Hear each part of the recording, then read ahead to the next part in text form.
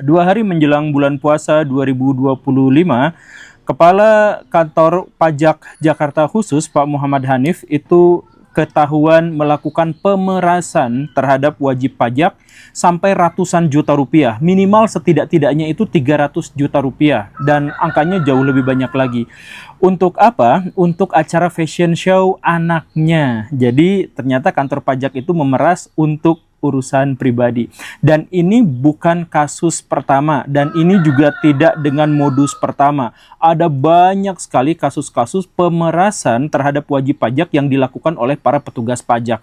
Saya telah mengumpulkan banyak sekali kasus-kasusnya dari zaman dulu dan modusnya kurang lebih sama, kurang lebih serupa. Jadi kurang lebihnya gini Baraya. Ini perhatikan baik-baik karena ini sangat penting buat Baraya. Nih, saya ada datanya. Jumlah peraturan tentang pajak di Indonesia itu mencapai 6.140 pasal. Luar biasa kan? Dan karena itu maka tidak banyak orang yang tahu terkait dengan masalah ini. Bahkan yang kemarin 14 Februari 2025 itu ditambahkan untuk aturan pemeriksaan pajak saja itu sampai mencapai 204 halaman dan penyidikannya mencapai 50 halaman. Itu yang terbaru. Jadi yang lain dihapus, ini yang terbaru dan sebagainya. Ini menyebabkan apa? Ini menyebabkan pajak itu begitu rumit, begitu sulit sampai ada konsultan pajaknya, ada pengadilan pajaknya karena ini memang membingungkan. Tapi hal yang sangat disayangkan adalah bahwa rakyat Indonesia tidak mendapatkan edukasi dan sosialisasi terkait dengan pajak. Dan bahkan setiap kali aturan itu berubah dan berganti sama seperti yang 2025 tanggal 14 Februari itu Baraya juga nggak tahu kan, itu juga ada perubahan sampai ratusan halaman, ratusan pasal, itu nggak ada yang tahu juga, nggak dikasih tahu juga. Nah tapi walaupun tidak dikasih tahu, tidak disosialisasi, tidak diedukasi, itu rakyat dianggapnya tahu, sehingga apa? Sehingga banyak sekali rakyat Indonesia yang terjebak karena masalah pajak. Makanya gini Baraya, banyak di antara Baraya yang saya yakin adem ayem, nggak ngaruh apa-apa, biasa aja pajak nggak akan gini, toh saya sudah bayar pajak begini, toh nanti gaji saya sudah dipotong begini. Hati-hati Baraya, jangan sampai seperti itu. Karena modus petugas pajak adalah yang nakal-nakal gitu ya. Adalah Baraya tuh sudah ketahuan bahwa ini belum bayar pajak tahun ini, belum bayar pajak segini-segini dan sebagainya, tapi dibiarin, diantepin, diabaikan. Nanti setelah ada sanksi, setelah apa, setelah akumulasinya cukup besar, maka Baraya baru ditagih. Dan itulah yang menyebabkan banyak orang di Indonesia kaget. Hah? Pajak saya kok segini? Teman saya usaha, dia punya perusahaan kecil UMKM gitu, pajaknya ternyata 600 juta, pajaknya sampai sekian miliar, dan dia kaget, dia tuh nggak pernah dikasih tahu, nggak dikasih sosialisasi dan sebagainya. Bukti bahwa petugas pajak itu nggak pernah ngasih sosialisasi itu terlihat dari misalkan gini Baraya, tahu nggak kasus yang kemarin Dr. Tompi itu setelah digerebek rumahnya sama Atta Halilintar, gak ada hujan, gak ada angin, tiba-tiba didatangin sama petugas pajak. Ini Pak, tolong pajaknya sekian. Dia kaget. Jadi petugas pajak itu mengabaikan, nanti pas udah viral, pas udah ketahuan gede banget, kaya raya, baru dia datang. Gitu. Coba, Gojali NFT, Baraya ingat nggak kejadian tahun 2022? Dia kan kaya mendadak gara-gara fotonya itu terjual sekian miliar gitu kan, itu tiba-tiba didatangin pajak. Sebelumnya kemana aja itu petugas pajak? Gak ada, diem santuy-santuy aja.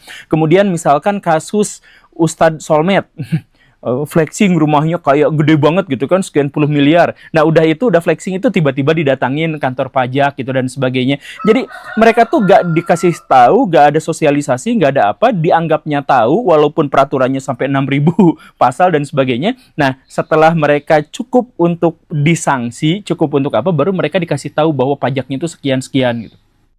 Nah setelah itu si wajib pajak itu kan bingung, galau. Aduh gimana dong saya ini tiba-tiba gini. Nah itu nanti petugas pajak menyarankan ke konsultan pajak aja Pak. Nah konsultan pajak itu temenan aja sama orang-orang nakal itu tuh, ini yang oknum-oknum nakal ya, temenan mereka tuh. Nah setelah temenan datang ke konsultan pajak, Pak saya segini, pajak saya tuh 1 miliar gini. Oh nggak usah khawatir, gini aja Pak, mau diselesaikan sama saya semuanya selesai, kasih saya 100 juta semuanya selesai. Nah itu modusnya tuh gitu, itu yang dilakukan sama Rafael Alun Trisambodo dan teman-temannya, bukan hanya satu, banyak orang gitu di sana tuh. Jadi kita udah kaget, takut karena nggak ada sosialisasi, aturannya begitu beribet dan sebagainya. Nah setelah itu kita disuruh datang ke konsultan, sama konsultan diselesaikan. Akhirnya apa? Ke negara nggak masuk, kitanya dirugikan, tapi si konsultan pajak dan mafia-mafia pajak di sana itu kaya raya. Nah, dan ini sebenarnya sudah dalam tanda kutip ya, sudah diprediksikan oleh Ibnu Khaldun. Ibnu Khaldun sampai mengatakan bahwa salah satu karakteristik dari negara yang akan hancur itu adalah ketika dia sudah mulai bermain-main dengan pajak.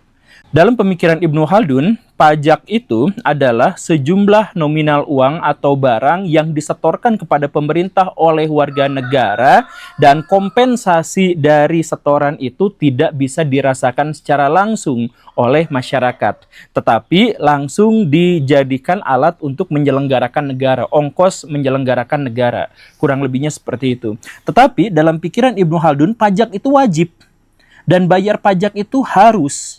Jadi saya tuh tidak ngajak Baraya untuk tidak bayar pajak. Justru harus bayar pajak. Dalam pemikiran Ibnu Khaldun, kita tuh harus bayar pajak. Kenapa kita harus bayar pajak? Karena negara itu sebenarnya dibangun dengan tiang-tiang solidaritas masyarakat. Maka harus ada sebuah mekanisme di negara itu bagaimana caranya untuk bisa menunjang keberadaan dan bahkan memperkuat solidaritas masyarakat itu. Begitu. Nah, pajak dalam hal ini itu sebenarnya adalah salah satu manifestasi dari solidaritas masyarakat itu. Gitu. Jadi, misal gini, ketika Baraya dirampok, Baraya telepon polisi, 5 menit dia datang dan menyelesaikan semua masalah. Kenapa? Karena ada pajak yang membiayai polisi itu. Baraya mau bangun tempat usaha, tapi kesulitan dengan dananya. Datang ke pemerintah, kemudian ada skenario subsidi begini. Dari mana skenario subsidi itu? Dari pemerintah. Pemerintahnya dari mana? Dari pajak. Kemudian Baraya misalkan mau menyekolahkan anak, tetapi sangat kesulitan karena lagi kurang dana misalkan. Maka pemerintah akan mensubsidi anak Baraya itu dengan apa? Dengan uang pajak. Jadi sebenarnya pajak itu adalah wujud dari solidaritas masyarakat. Dan solidaritas masyarakat itu adalah tiang dari berdirinya sebuah negara. Maka ketika solidaritas masyarakat terganggu, maka negara juga akan terganggu. Solidaritas masyarakatnya hancur, negaranya juga pasti hancur. Begitu. Nah, pajak itu menjadi salah satu manifestasi dari solidaritas masyarakat itu. Makanya harus ada dan harus dipertahankan. Dan kondisinya harus dalam kondisi yang baik. Jangan sampai misalkan ketika kita lapor polisi tapi malah harus bayar. Gak bisa, itu gak boleh. Karena apa? Karena polisi sudah dibiayai sama pajak. Nah, nanti kalau gitu pajaknya bisa habis dong karena untuk menyelenggarakan negara. Ya, nggak gitu juga Baraya, karena ketika pemerintah bisa menyelenggarakan negara dengan sangat baik, maka masyarakatnya akan sejahtera. Karena misalkan yang tadi itu, saya dirampok sama begal, lapor sama polisi, kemudian polisi datang tepat waktu. Nah, setelah itu masalah semuanya selesai dan nggak usah bayar polisi, maka saya menjadi lebih sejahtera. Ketika saya menjadi lebih sejahtera, maka pajak yang dibebankan kepada saya menjadi lebih besar. Gitu kan? Maka si kas pajak itu juga menjadi ikut besar. Kemudian anak saya susah sekolah. Nah, kemudian disubsidi sama pemerintah melalui pajak. Ketika anak saya sudah besar, akhirnya dia lulus di perguruan tinggi dan akhirnya dia bekerja di perusahaan yang prospektif misalkan. Nah, maka dia juga menjadi sejahtera. Dia juga bisa diporotin lagi sama pajaknya dengan biaya yang lebih besar, pajak yang lebih besar. Gitu aja terus-terusan. Jadi, penyelenggaraan negara baik, akhirnya rakyat menjadi lebih sejahtera. Sejahtera itu berarti pajaknya menjadi lebih tinggi. Pajak lebih tinggi nanti untuk penyelenggaraan negara yang lebih tinggi lagi, lebih bagus lagi. Penyelenggaraan negara yang lebih bagus lagi, akhirnya rakyatnya menjadi lebih sejahtera lagi. Gitu aja terus muter-muter. Akhirnya apa? Negara itu menjadi semakin lama semakin besar dan semakin berkembang. Dan kita misalkan bisa melihat itu di Eropa. Jadi apa yang dipikirkan oleh Ibnu Khaldun itu diwujudkannya di Eropa, karena pemikiran Ibnu Khaldun itu lebih banyak diterima di Eropa daripada di masyarakat muslim sendiri gitu ya. Kalau di masyarakat muslim ada wacana bahwa pajak itu haram dan sebagainya gitu ya, karena itu palakan dan sebagainya. Tapi gini, misalkan kita lihat di negara-negara yang sudah maju di Eropa, di negara-negara Skandinavia, Swiss, Belanda dan sebagainya gitu ya. Di sana itu pajaknya gede banget. 40%, 50% gede banget gitu. Tapi si rakyatnya tuh B aja gitu. Nggak ada tagar kabur aja dulu dari sana tuh, walaupun pajaknya sangat gede. Kenapa pajaknya sangat gede tapi mereka nggak kabur? Karena mereka tahu persis. Pajak itu transparan, diketahui bersama bahwa ada yang menjadi sekolah gratis. Kan di sana itu sekolah kalau nggak gratis ya murah banget gitu kan. Kemudian fasilitas kesehatan, kemudian jaminan keamanan dan sebagainya. Makanya 50% tuh ya worth it gitu. Jadi maksudnya dalam konteks pikiran orang-orang Eropa, saya bayar pajak itu adalah saya investor dan pemerintah itu adalah direksinya, direksi dari sebuah perusahaan besar. Jadi saya bayar investasi, saya mendapatkan dividen yang jauh lebih besar lagi gitu. Jadi pajak itu dipercaya sedemikian rupa oleh orang-orang Eropa sampai dia bayar 50% pun nggak jadi masalah gitu. Karena penyelenggaraan negaranya baik. Karena penyelenggaraan negaranya baik, maka rakyatnya menjadi semakin sejahtera dan seterusnya gitu. Begitu. Nah, kalau di Amerika Serikat gimana? Kan sekolahnya tetap mahal. Ya karena pajak di Amerika Serikat itu tidak digunakan untuk pendidikan, tapi digunakan untuk pertahanan. Nah, di Amerika Serikat itu pertahanan dari pajak itu bisa sampai 20% untuk perang gitu ya, untuk nyelikitik negara yang lain dan sebagainya, itu bisa sampai 20% dari pajak yang ditarik dari rakyatnya gitu. Kenapa seperti itu? Karena dalam pikiran orang-orang Amerika Serikat, pendidikan itu adalah investasi pribadi, bukan hak dari warga negara seperti yang dipikirkan oleh orang-orang Eropa. Maka orang Amerika Serikat mah kok nantilah itu mas soal pendidikan. Nanti kita bahas soal pendidikan, bagaimana pola pikir Amerika Serikat dan Swiss dan sebagainya dalam pendidikan. Tapi kita misalkan balik lagi ke sini. Nah, tapi intinya si Amerika Serikat itu dari pajak itu bisa digunakan untuk pertahanan. Dari pertahanan itu bisa menghancuri negara-negara lain, dan negara-negara lain itu yang dihancurin itu kan sebenarnya adalah untuk apa? Untuk kesejahteraan rakyatnya. Jadi setiap negara Amerika Serikat perang di Irak, di Afghanistan, dan sebagainya, itu orang-orang Amerika Serikat bertambah banyak, bertambah kaya si penduduknya itu. Karena nanti ada investasi, ada proyek, apa segala rupa ke situ gitu. Jadi cara Amerika Serikat dan Cina untuk berbisnis itu berbeda. Kalau Cina tuh rentenir, kalau Amerika Serikat itu adalah preman palak, preman tukang malak. Itu perbedaan dari dua negara adidaya itu, cara kerjanya gitu. Nah, jadi pajak itu digunakan untuk itu, tapi kenapa pajak itu beda-beda alokasinya di negara-negara maju sekalipun? Ya karena pajak itu kan fiskal, jadi diaturnya sama pemerintah. Pemerintah diaturnya juga konsultasi dengan DPR, dan DPR itu juga sebenarnya adalah dari rakyat. Jadi sebenarnya ini adalah kehendak rakyat dalam tanda kutip gitu ya.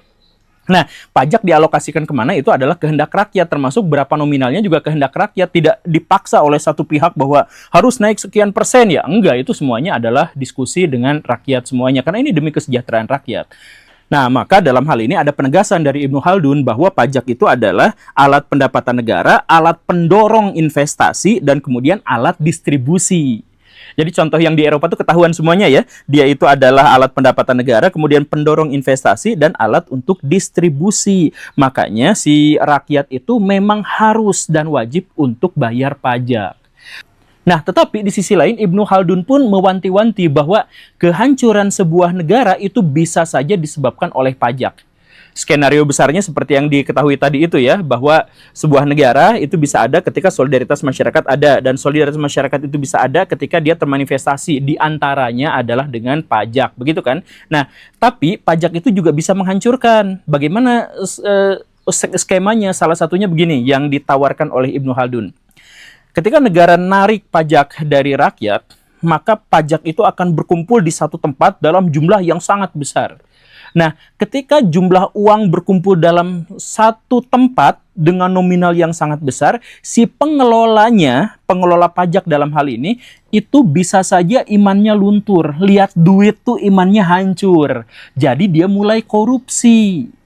Gitu, korupsi pajak. Nah, ketika korupsi pajak itu terjadi, si negara bingung.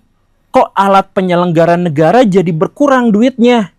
Kok bisa seperti ini? Nah, untuk bisa mempertahankan status quo penyelenggaraan negara harus seperti ini, tapi uang pajak berkurang, maka asumsinya adalah ya udah pajaknya naikin ke masyarakat.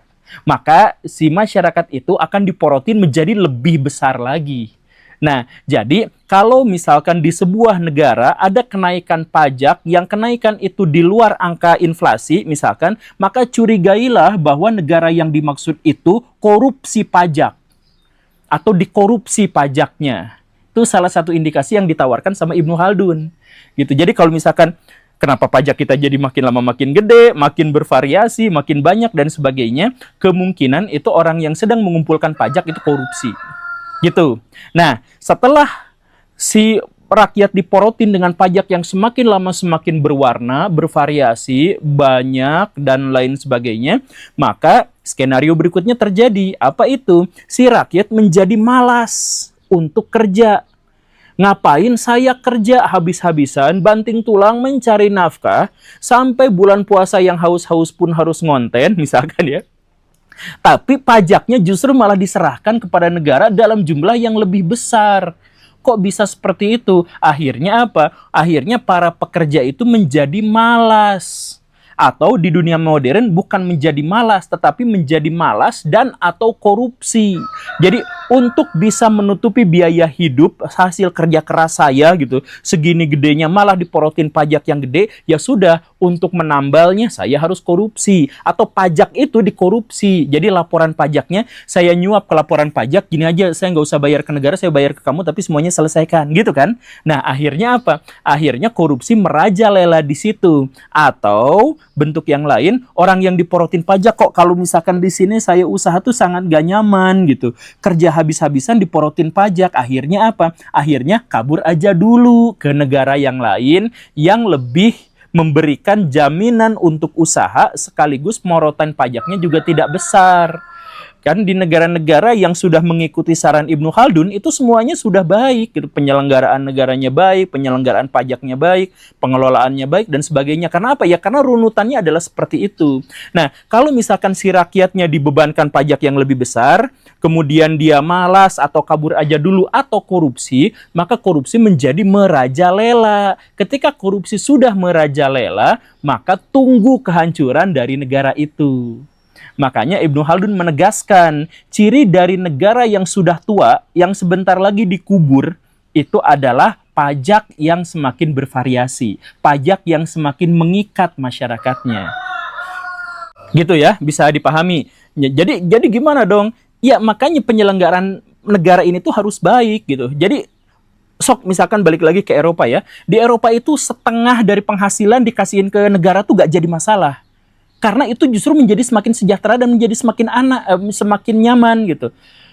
Saya main kemarin ke Jepang, ke Finlandia gitu. Anak-anak usia 5 tahun, anak usia 4 tahun berangkat ke sekolahnya berkilo-kilometer, naik kendaraan umum, naik kereta dan sebagainya, dibiarin diantepin gitu.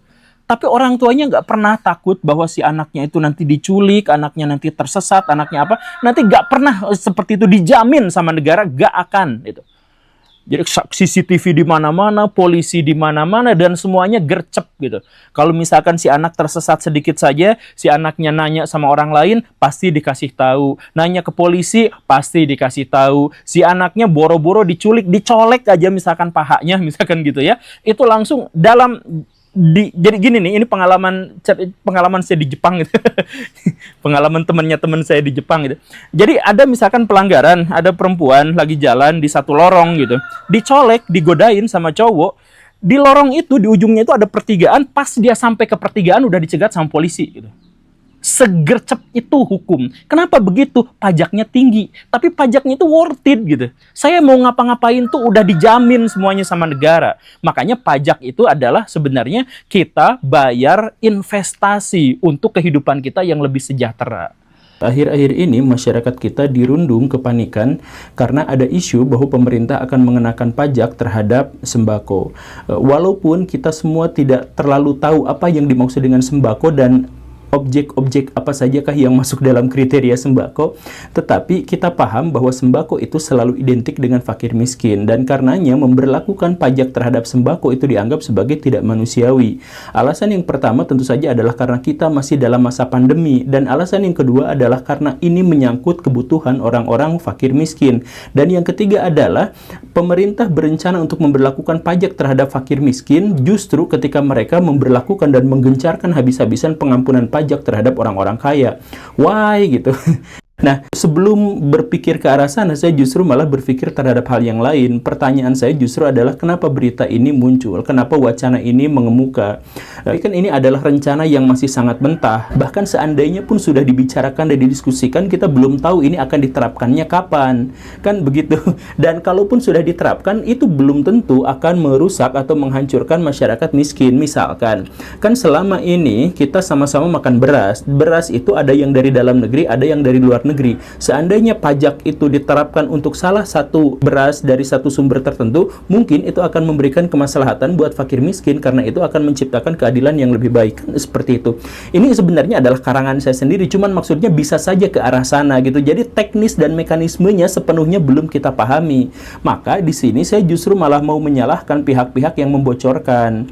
Kalau ada isu sensitif, kemudian informasinya belum selesai, tolong jangan di-share, jangan disebar. Apa faedahnya? Apa keuntungannya kalau harus menteror masyarakat miskin terus-terusan? Dan apa faedahnya kalau terus-terusan memojokkan pemerintah dalam hal ini?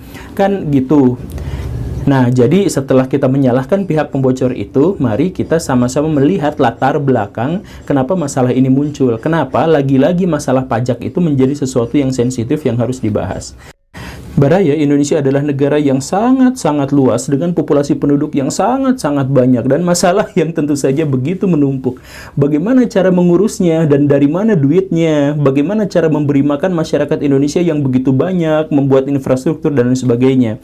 Nah, ada beberapa cara, diantaranya adalah misalkan mencetak uang berbasis produksi dan sebagainya. Tetapi kan ini adalah wacana yang populer tetapi benar-benar belum bisa mewujud dalam sebuah aplikasi. Kita belum tahu bagaimana ceritanya, tapi sejujurnya ini adalah hal yang belum aplikatif.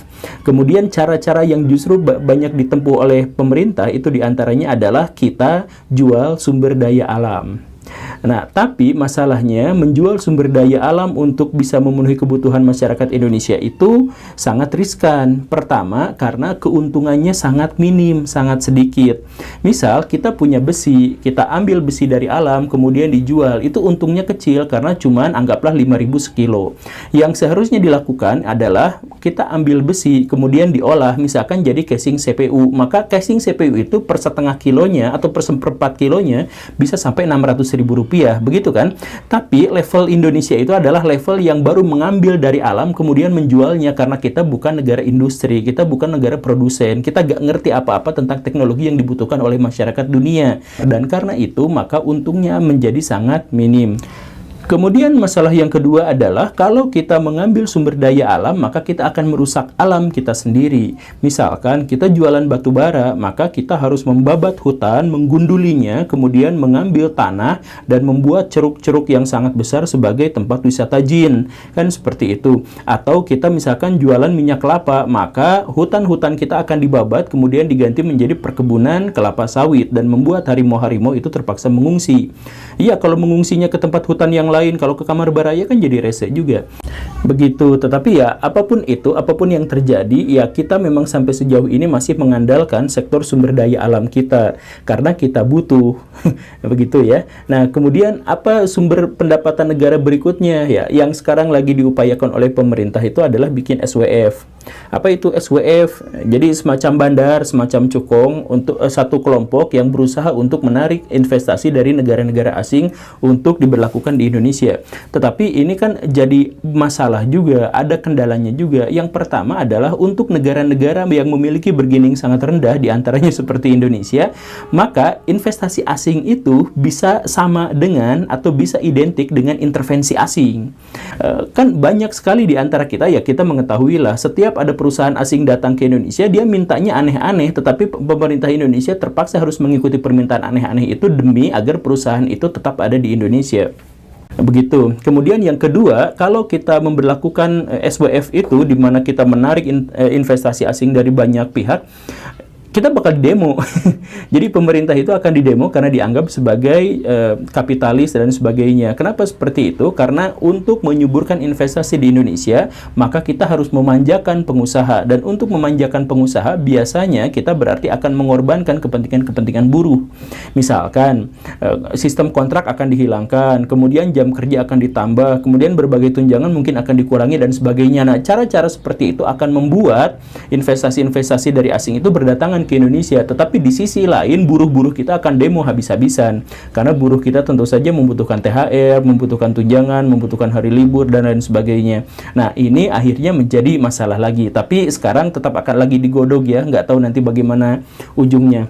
Lagi pula SWF itu punya risiko yang sangat besar kalau satu negara seperti Indonesia masih menjadi ladang korupsi. Kan kalau negara-negara mau investasi datang ke Indonesia, kemudian dipersulit dengan suap, dengan apa dan sebagainya, mereka sudah datang ke Indonesia, kemudian nggak terima kabar burung, mereka langsung mendapatkan kenyataan bahwa Indonesia itu korupsi dan mereka menjadi korban dari korupsi, kan mereka mungkin akan kapok dan nggak bisa balik lagi ke Indonesia. Kan masalah-masalah seperti itu memang harus menjadi bahan pikiran, tapi apapun itu kita memang masih menerapkan sekarang atau berusaha untuk menerapkan SWF. Begitu. Kemudian sumber pendapatan negara apa lagi yang bisa kita pakai? Nah, yaitu dagang. Dagang kayak Malaysia dan Singapura. Pada faktanya adalah Indonesia adalah negara paling strategis di dunia secara geografis.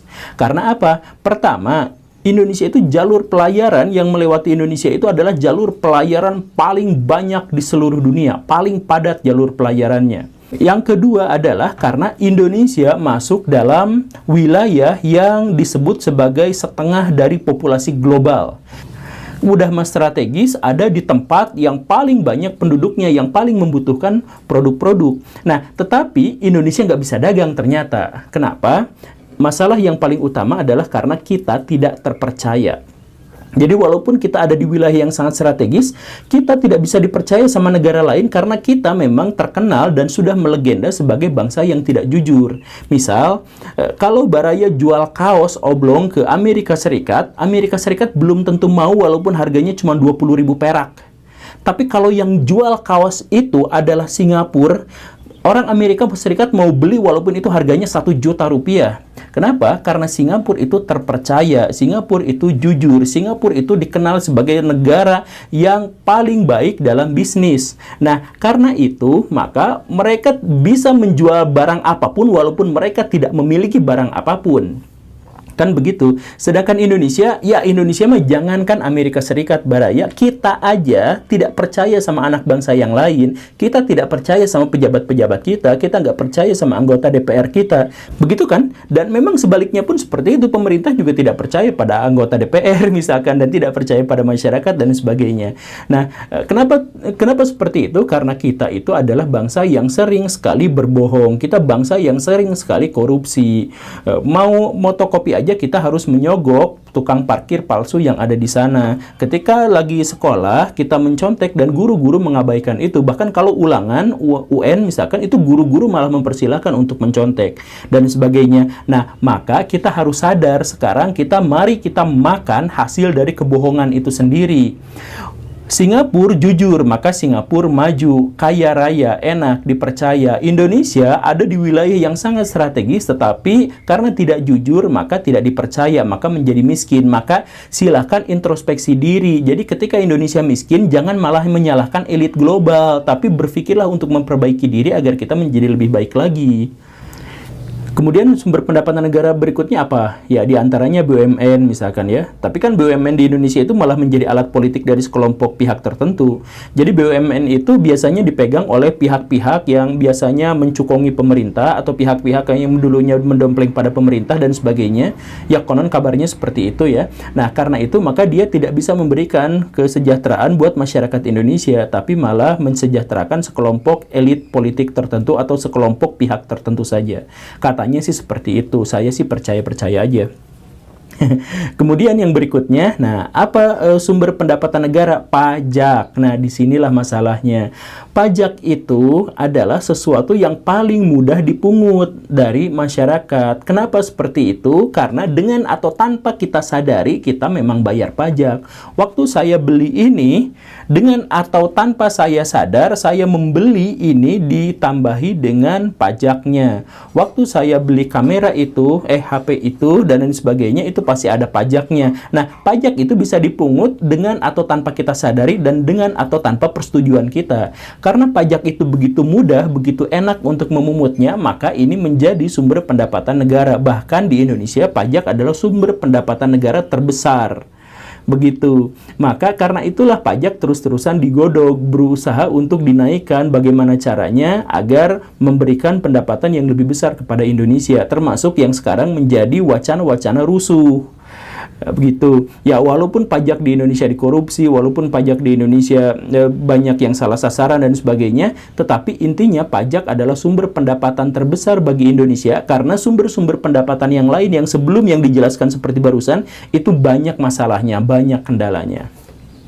Nah, lalu kita kembali ke pertanyaan yang tadi, kenapa pemerintah malah memberlakukan pajak untuk sembako yang sejatinya untuk fakir miskin, dibutuhkan oleh fakir miskin, tetapi malah memberikan pengampunan pajak terhadap orang-orang kaya. Nah, kenapa seperti itu? Kan itu tidak adil. Benarkah tidak adil? Ya, memang tidak adil, tetapi itu adalah sangat baik. Jadi kadang-kadang ketidakadilan itu baik, Baraya. Maksudnya begini nih, ini saya jelaskan realitasnya ya, bukan idealitanya, tapi realitasnya begini. Baraya fakir miskin misalkan kerjaannya cuma servis payung dengan penghasilan 20.000 sehari. Nah, kemudian Baraya marah-marah sama pemerintah, kemudian memutuskan untuk saya akan pergi dari Indonesia. Tidak akan ada satupun orang yang akan menghalangi Baraya untuk pergi dari Indonesia. Kenapa? Karena Baraya fakir miskin. Tapi sekarang Baraya sudah menjadi orang yang sangat kaya raya dengan investasi dan dengan saham yang ada di banyak perusahaan di Indonesia. Kemudian Baraya marah sama pemerintah dan Baraya memutuskan untuk kabur dari Indonesia beserta saham-sahamnya, maka akan ada begitu banyak orang-orang yang menyembah Baraya supaya Baraya tidak pergi dari Indonesia. Kalau Baraya pergi dari Indonesia, akan begitu banyak buruh yang di-PHK di Indonesia, dan ketika Baraya pergi, negara akan kehilangan pajak dalam skala yang sangat besar. Kan begitu. Nah, karena itu, maka Baraya akan disembah sedemikian rupa sampai Baraya tidak bisa atau tidak mau pergi dari Indonesia. Begitu. Nah, maka dalam hal ini misalkan kenapa banyak sekali orang-orang kaya yang diampuni pajaknya, itu sebenarnya diampuni pajaknya itu bukan benar-benar diampuni, tetapi agar mereka bisa melaporkan secara lebih transparan pajaknya dan kita bisa morotin pajaknya menjadi lebih baik lagi. Tetapi hal yang lainnya adalah bahwa orang-orang kaya itu harus dimanjakan di Indonesia agar dia bisa bertahan di Indonesia. Sebab kalau dia orang kaya, maka dia akan berdampak besar terhadap Indonesia. Kalau Baraya misalkan bertanya soal ini keadilannya di mana? Kenapa fakir miskin tidak pernah dibela? Membela fakir miskin itu bisa sama dengan membela kemiskinan. Membela kemiskinan itu sama saja dengan membela ketidakadilan, karena kemiskinan itu adalah ketidakadilan sendiri.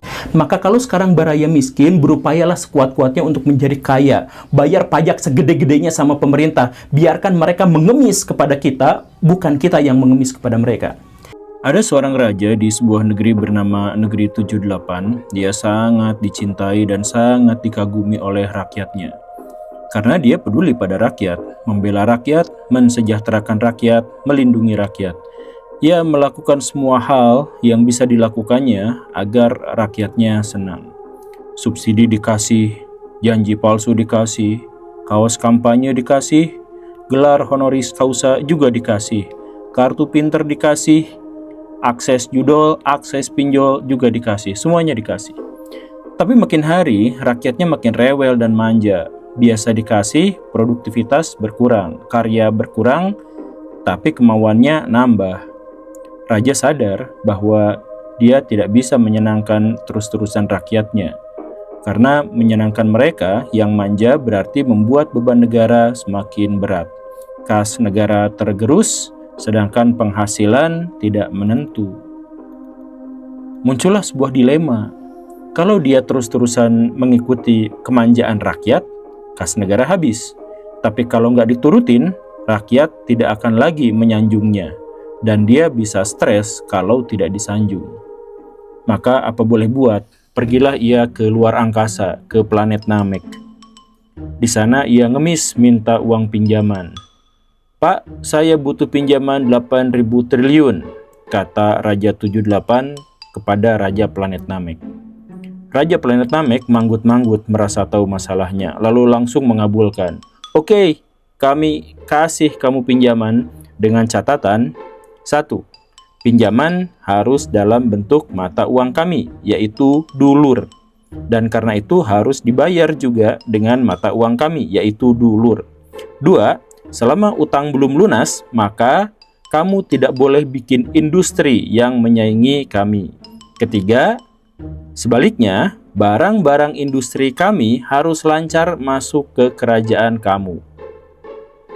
Merasa syarat itu mudah, si raja antusias. Baiklah, semua syarat diterima. Sekarang saya minta 8.000 triliun. Deal, dikasihlah. Uang itu dipakai buat membangun jalan, bayar obat, subsidi, untuk makan siang anak sulungnya, dan lain sebagainya. Nah, pas mau bayar, bingung gimana cara bayarnya.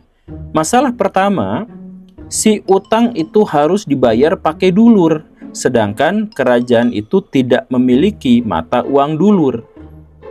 Jadi, dia konsultasi sama staf kerajaan, gimana bayar utang pakai dulur sedangkan kita tidak pakai dulur. Staf itu mengatakan, kita bisa mendapatkan dulur dari sumbernya, yaitu melakukan ekspor pada kerajaan Namek. Kalau ada ekspor, ada transaksi, nanti kita akan dapat dulurnya. Disinilah masalah kedua mulai nampak. Ini kayak jebakan. Jadi planet Namek ngasih utang dalam bentuk dulur dan harus kembali dalam bentuk dulur. Satu-satunya cara mendapatkan dulur adalah dengan transaksi dengan planet Namek yang tentu saja produsen dulur. Wah, baru ngeh si raja. Ini jebakan Batman ternyata. Masalah ketiga segera disadari. Ketika mau ekspor barang ke planet Namek untuk mendapatkan dulur, ternyata tidak semua komoditas diterima. Mau jual mobil, mau jual motor, mau jual manufaktur, mau jual industri, hasil industri ternyata tidak boleh. Karena ada perjanjian tidak boleh bikin produk yang menyaingi produk planet Namek. Nah, ini jebakan ketiganya ketemu. Jadi mau jual apa? Kalau untuk mendapatkan dulur, kita harus menjual sesuatu yang tidak diproduksi planet Namek. Nah, akhirnya ketahuan planet Namek minta batu bara dan sawit. Lah, ujung-ujungnya itu. Jadi, sekarang ketahuan ada 4 masalah utama di sini. 1, negara 78 pinjam harus pakai dulur. Kedua, untuk mendapatkan dulur harus ekspor ke planet Namek. 3, tetapi komoditas ekspor pun harus ditentukan oleh planet Namek. Dan yang keempat, planet Namek bebas memasarkan produknya ke negara 78. Ditambah masalah kelima, setelah hutan ditebang dan sungai diracuni demi batu bara dan sawit yang diminta oleh planet Namek, ternyata negara 78 dapat dulur tapi cuman sedikit, cuman 300. Uang 300 itu gak bisa pakai bayar utang yang 8.000. Jadi hanya cukup untuk bayar bunganya saja. Sedangkan pokoknya tidak akan terbayar selama-lamanya, itu abadi. Karena yang paling mungkin untuk mendapatkan dulur pun dengan jual sawit dan batu bara pun ternyata uangnya tidak cukup. Jadi utang 8.000 itu abadi. Syarat untuk tidak boleh bikin industri juga abadi. Syarat jadi pasar produk planet Namek juga abadi. Dan syarat harus bayar bunga setiap tahunnya, yaitu 300 triliun hasil dari transaksi itu juga abadi. Jadi penderitaannya pun juga abadi. Tapi si raja sadar, walaupun masalahnya abadi, karirnya tidak abadi. Sebagai raja, dia akan mengakhiri masa jabatannya. Jadi dia mundur teratur dengan makmur dan menyerahkan utang abadi kepada penggantinya. Penggantinya yang datang bingung. Rakyat kelaparan, minta ini, minta itu, protes ini, protes itu, minta dimanja sama subsidi, minta dimanja sama makan siang gratis. Itu sudah menjadi beban tanggungannya. Baru aja dia menjabat, sudah bingung, sudah kaget. Aduh, akhirnya dia panggil Menteri Keuangan. Menteri Keuangan, kita tidak punya cara lain, mainkan pajak. Itulah sekelumit kisah tentang asal-usul pajak di Kerajaan 78. Semoga menikmati kisah ini dan bergabunglah dengan komunitas kami, komunitas yang oposisi terhadap kejahatan.